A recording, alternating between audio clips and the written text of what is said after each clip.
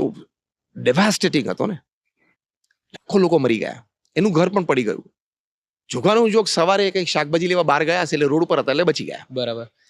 એના ઘરમાં એમના પત્ની, એમના વૃદ્ધ માતા અને એના બંને સંતાનો દટાઈ ગયા, મરી ગયા. એને આવીને જોયું કે ઘર આખું પડ્યું છે.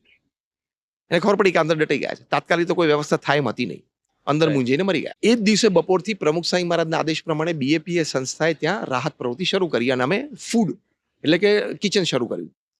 પહેલે જ દિવસે 26 જાન્યુઆરી 2001 સવારે 12 વાગે એટલે કે લંચ બપોરના ભોજનમાં 17,000 લોકોએ BAPA સ્વામિનારાયણ ભુજમાં ભોજન લીધું હતું.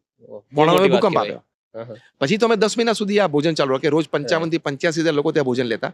અને પછી રિહેબિલિટેશનમાં અમે લગભગ 9 ગામ દત્તક લીધા, 1500 ઘર બાંધી આપ્યા, ફ્રી બધાને આપી દીધા.